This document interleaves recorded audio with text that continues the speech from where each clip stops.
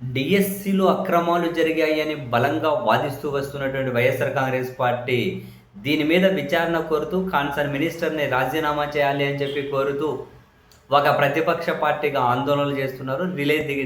దీక్షలు చేయాలని చెప్పి నిర్ణయం తీసుకొని ఆ మేరకు ముందుకు వెళ్తూ ఉంటే, అదేంటో అధికార పార్టీ నేరుగా ఎమ్మెల్యేలే వెళ్ళి ఆ దీక్షల మీద దాడి చేయడం, వాళ్ళ కార్యకర్తలు వేదికలెక్కి టాయిలెట్ పోయడం, కోడిగుడ్లతో దాడి, టమోటాలతో దాడి. అధికార పార్టీ ఏంటి? ప్రతిపక్షం చేసే దీక్షల దగ్గరికెళ్ళి దాడులేంటి? ఏమనంటే అనుమతి తీసుకోకుండా చేస్తున్నారంటే మీరెవరయ్యా అక్కడికెళ్ళి దాడి చేయడానికి?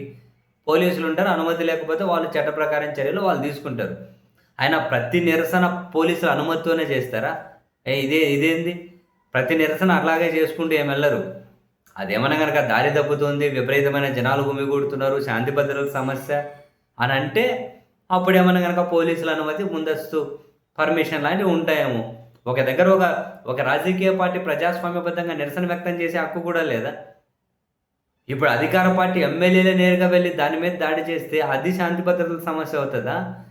ఒక ప్రతిపక్ష పార్టీగా వాళ్ళు నిరసన కార్యక్రమం చేపడితే అది ఏమంటారు శాంతి భద్రతల సమస్య అవుతదా?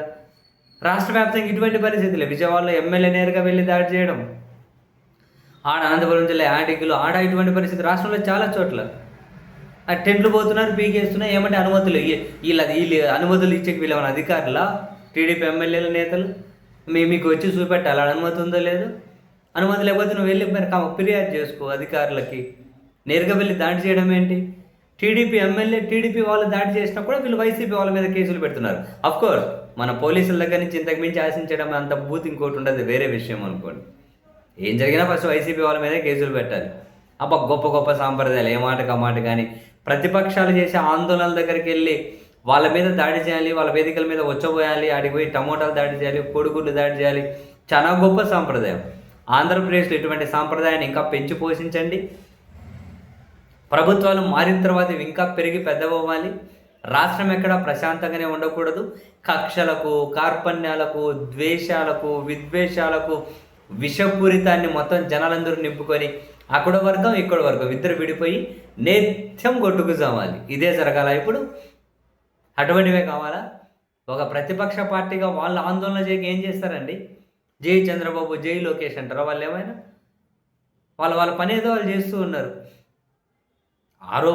అక్రమాలు జరిగాయని చెప్పి వాళ్ళేమి మీరు తేల్చండి అంటే వాళ్ళు ఏమైనా విచారణ సంస్థలా? థర్డ్ పార్టీ విచారణ జరగాలి అంటున్నారు. మీరు ఏమీ జరగలేదని మీరు ప్రచారం చేసుకోండి, జరిగాయని వాళ్ళు ప్రచారం చేస్తారు. ప్రజలు ఎవరిది బుద్ధి వాళ్ళు నమ్ముతారు. ఇవన్నీ రాజకీయ పార్టీ కార్యకలాపాలు కదా. నమ్మినా జరిగింది అని చెప్పి భావించే వాళ్ళు, వైసీపీ చూపించే ఆధారాలు నిజమని నమ్మేవాళ్ళు నమ్ముతారు.